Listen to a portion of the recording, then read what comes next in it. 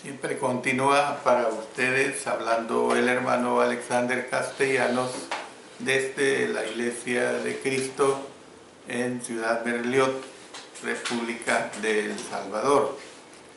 Quizás ustedes en muchas ocasiones han escuchado acerca de la palabra ágape, y precisamente esta palabra está asociada con alguna confusión que podría haberse dado tal vez en el primer siglo o tal vez en esta época si no se da una explicación en relación a esta palabra. Entonces, que en cuanto a celebrar un ágape, por supuesto que me refiero esta interrogante a celebrar el ágape unido a la cena del Señor. La única referencia de las Escrituras para un ágape se encuentra en Judas capítulo 2, versículo 12. Esta carta sabemos que solo consta de un capítulo. Noten lo que allí dice: estos son manchas en vuestros ágapes, que comiendo impúdicamente con vosotros se apacientan a sí mismos, y nubes sin agua llevadas de acá para allá por los vientos, árboles otoñales sin fruto, 2 veces muertos y desarraigados. No hay información en el Nuevo Testamento en cuanto a cómo, cuándo o dónde eran celebrados estos ágapes. Los autores del siglo II declararon que los cristianos del siglo I celebraban la Cena del Señor la madrugada del domingo, por lo general antes de ir a trabajar. Y siempre digo esto, en aquellos tiempos se trabajaba día domingo. Esta costumbre, buena por cierto, de que el día domingo es día de no trabajo para la gran mayoría de las personas asalariadas, vino muchos siglos después que se decretaron leyes en las cuales el domingo no se debería trabajar, y que quienes trabajan el día domingo pues reciben doble paga o doble compensación en darle 1 o 2 días libres. Entonces, digo esto pues que en aquellos tiempos celebraban la Cena del Señor la madrugada del domingo los cristianos que iban a trabajar antes de irse a trabajar. Luego se reunían de nuevo en la noche para comer una comida juntos. Se habla de la reunión tarde en el día, probablemente en la noche era para cenar. Y esta comida era probablemente el ágape que se menciona en Judas verso 12, del que participaban en la noche a la hora de la comida principal del día. Entonces, hermanos, ¿qué es lo que nosotros tenemos que ver? No hay lugar para la Cena del Señor en el contexto de esta comida, y hay otra evidencia de Tertuliano. Está en contra de que la Cena del Señor todavía seguía siendo parte de la comida de comunión en este momento. Hay un hombre de apellido Ferguson que escribió que muy temprano en la historia de la Iglesia, probablemente los cristianos celebraban la Cena del Señor junto con una comida ordinaria. Esto es lo que este hombre dijo. La Eucaristía en la Didache parece estar establecida en el contexto de una comida social. Puede que ello haya sido el escenario habitual durante los primeros días de la Iglesia. Pero otro escritor de esa época presentó esta misma idea diciendo: al comienzo la comunión estaba unida al ágape, y entonces se celebraba en la noche en memoria de la última cena de Jesús con sus discípulos. Sin embargo, desde comienzos del siglo segundo, estos dos actos fueron separados y la comunión fue realizada en la mañana y el ágape por la noche. Claro, puede que hasta este momento que usted me está escuchando, en usted se pueda dar cierta confusión, pero yo voy a seguir dando explicaciones con la ayuda del Señor. Ni este escritor de apellido Ferguson, ni el otro escritor de apellido Schaff proporcionaron evidencias en cuanto a que los apóstoles u otros hombres inspirados autorizaron la celebración de la Cena del Señor y el ágape al mismo tiempo y en el mismo escenario. No lo dejaron plasmado así. El apóstol Pablo enseñó que debía hacerse una clara distinción entre la Cena del Señor y una comida. Vamos a volver a leer en 1 Corintios capítulo 11, versos 20 hasta el 26. Noten lo que aquí se dice: cuando pues os reunís vosotros, y póngale por favor cuidado a la puntuación, es bien importante leer con puntuación, porque si no hacemos la puntuación, le cambiamos el sentido de lo escrito.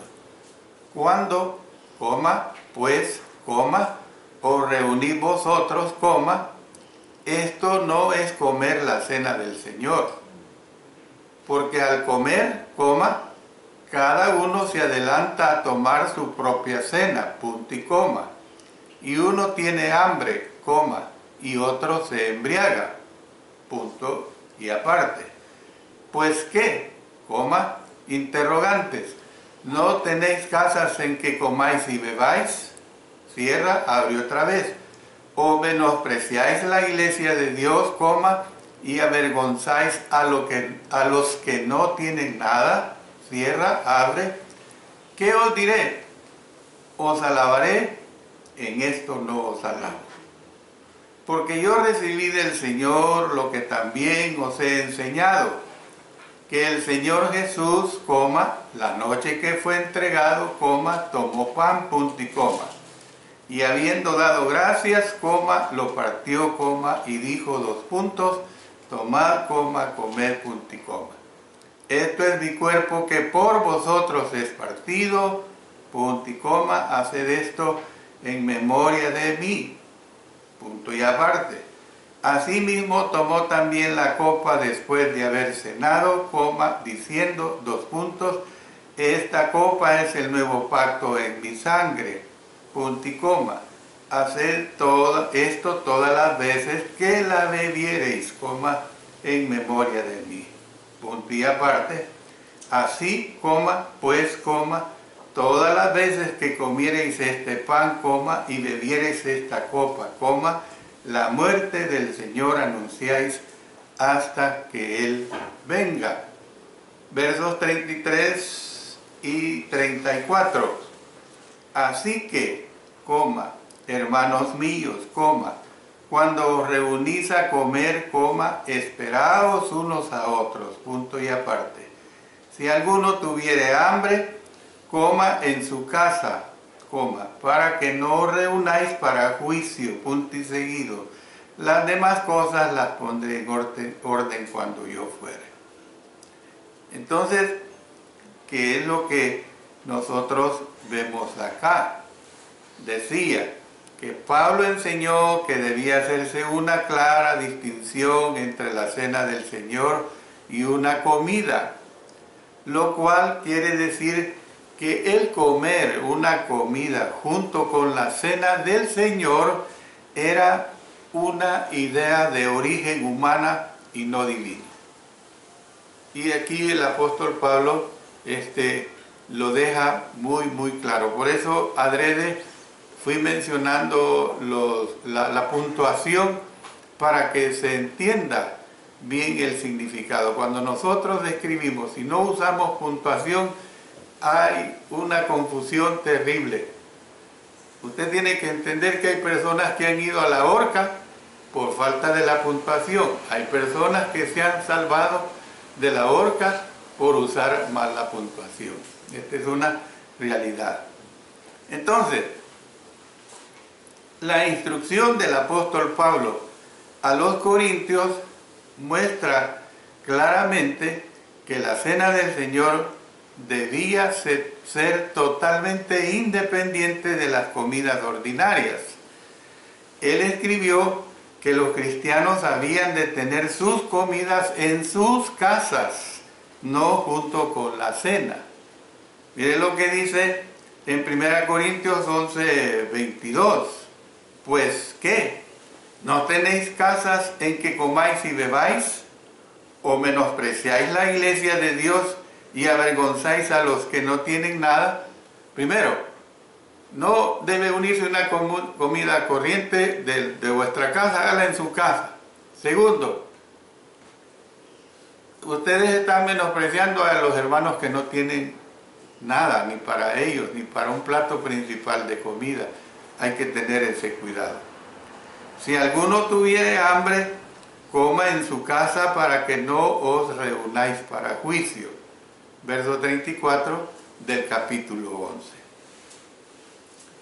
Hay una carta que un escritor de la época llamado Plinio el Joven dirigió a Trajano.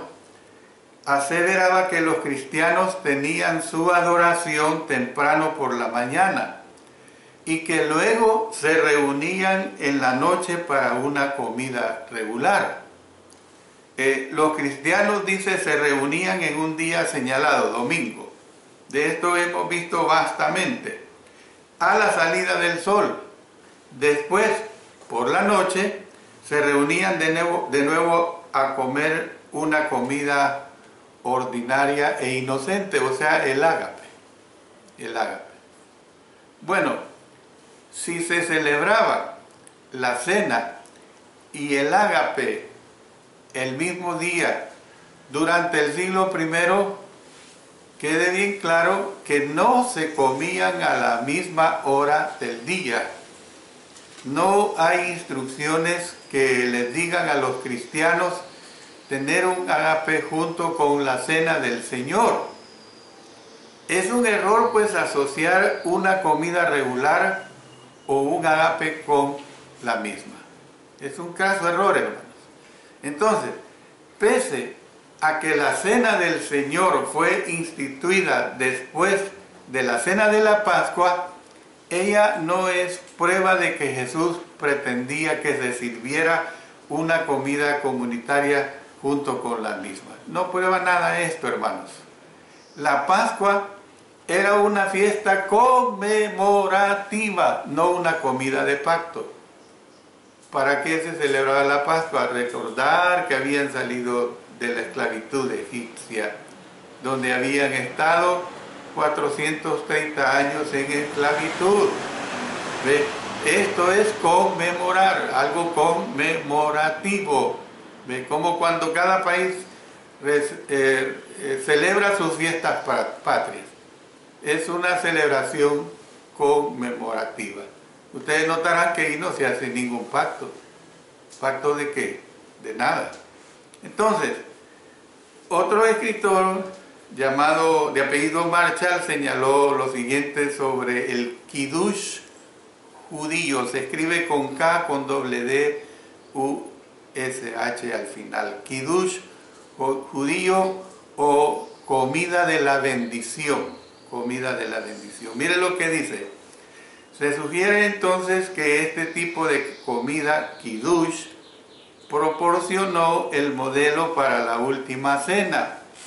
Sin embargo, varios autores han destacado que no hay evidencia alguna de que el Aburó, judío, con H, B grande, TH al final.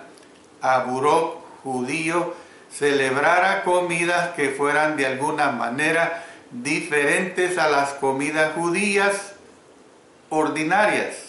Por tanto, la explicación del origen de los rasgos característicos de la última cena debe ser descartada del debate. Pero la teoría de que la cena de Jesús fuera una comida kiddush, o sea, bendición, no es factible porque no existía una comida kiddush que no fuera la comida regular judía justo antes del día de reposo o día festivo. Y también porque el día de reposo kiddush tenía lugar el viernes por la noche, de acuerdo a nuestro modo de medir el tiempo, mientras que Jesús celebró su cena la noche del jueves. La teoría de un kiddush de Pascua especial por la noche antes de la cena del festival habitual es también una ilusión. Entonces, hermanos, la iglesia de Jerusalén y tal vez se reunió como congregación en el pórtico de Salomón del templo. Ya lo hemos leído en Hechos 2:46, lo tenemos también en Hechos capítulo 5 versículo 12.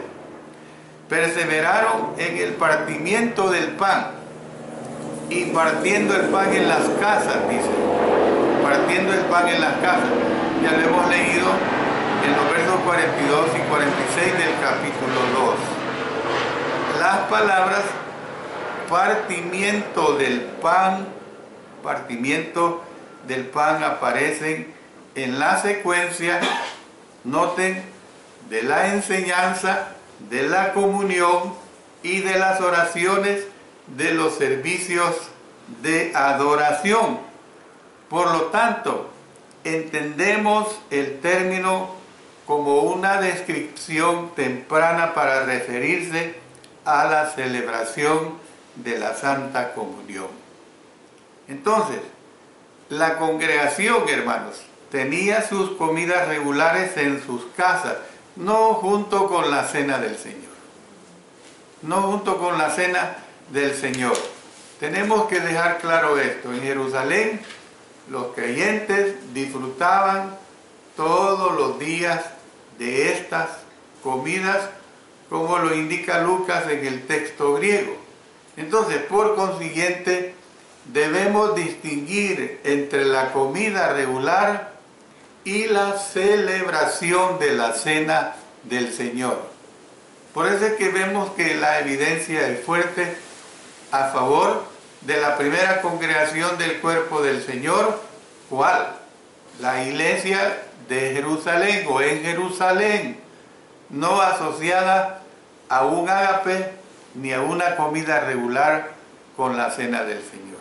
Y yo les recuerdo que el apóstol Pablo a los hermanos en Corinto les hizo esta corrección porque se habían salido de la práctica.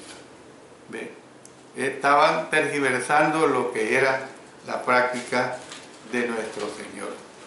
Por último, en este estudio quiero que veamos, una vez se deja aclarado en cuanto a celebrar la Junta un ágape, ahora usted tiene la información de acuerdo a las palabras de nuestro Dios. Por último, quiero que veamos que en cuanto al lavado de los pies en relación con la cena del Señor, porque en esto también hay confusión, no en la iglesia por supuesto, pero en las prácticas de algunos religiosos, que aunan la cena del Señor, la última cena que le llaman del Señor, con el lavado de los pies. Yo, con la ayuda de Dios y del Espíritu Santo, doy estas aclaraciones. Algunas personas asocian el lavado de los pies con la cena del Señor. El lavado de los pies no era una ceremonia religiosa, hermanos. no era una ceremonia religiosa, sino que era una expresión de servicio humilde con el propósito de limpiar los pies sucios. Demostraba hospitalidad, demostraba bienvenida.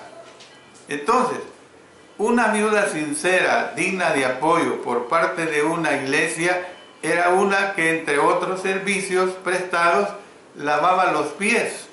Mire lo que dice en 1 Timoteo capítulo 5 y el versículo 10. Dice acá de esta manera: que tenga testimonio de buenas obras, si ha criado hijos, si ha practicado la hospitalidad, si ha lavado los pies de los santos, si ha socorrido a los afligidos, si ha practicado toda buena obra. Entonces, vemos que una viuda sincera, digna de apoyo por parte de una iglesia, era una que, entre otros servicios prestados, lavaba los pies.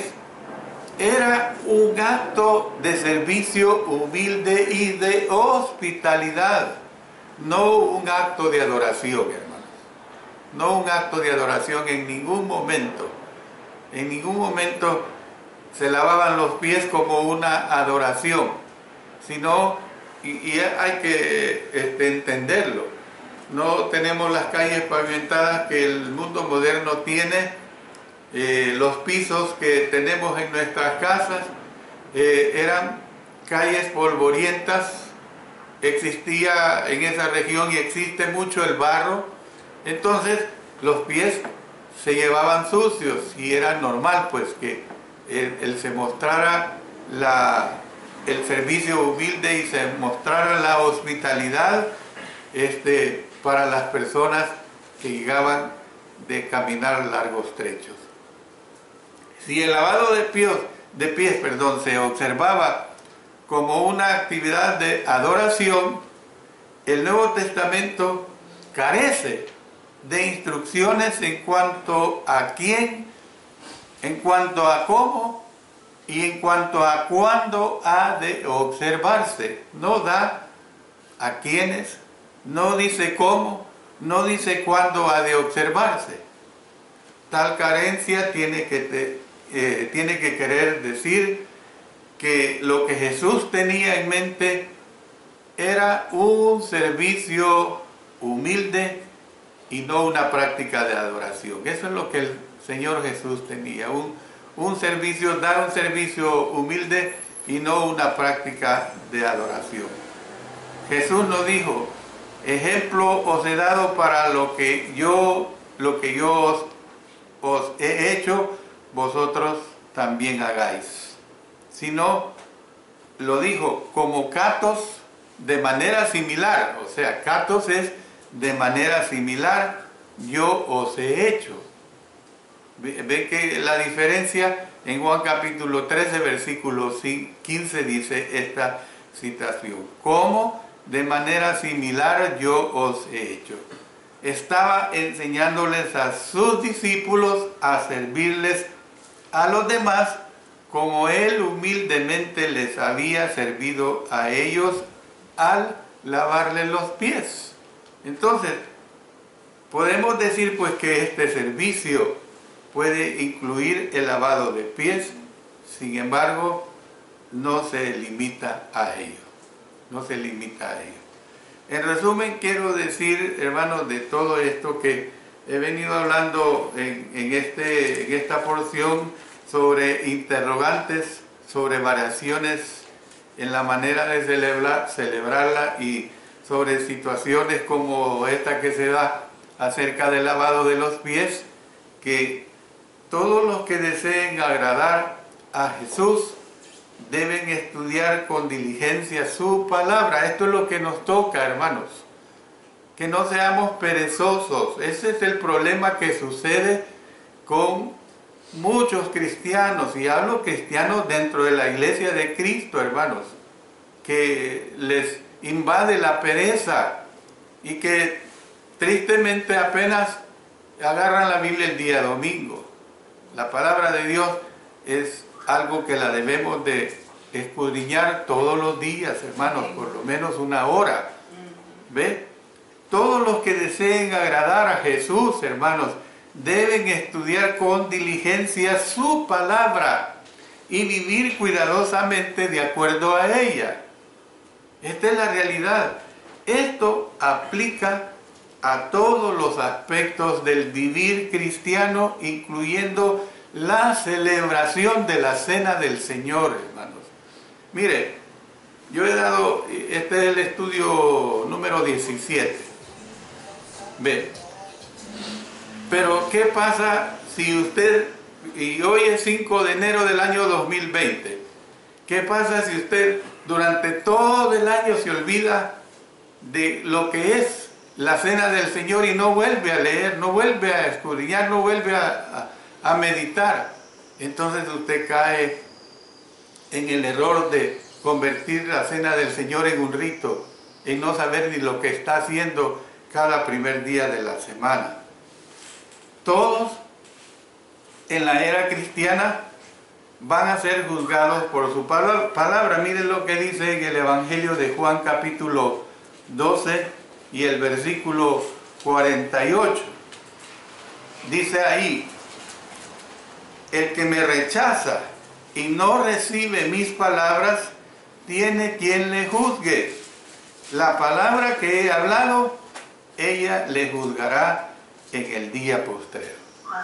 Eso es bien claro, hermanos. Entonces, cristianos perezosos se enfrentan a esta situación. Cristianos perezosos que se olvidan de escudriñar la palabra de nuestro Dios están en este peligro. Todos en la era cristiana serán juzgados por su palabra, no por las opiniones, no por las tradiciones, no por las enseñanzas de los hombres, sino por la palabra de nuestro Dios.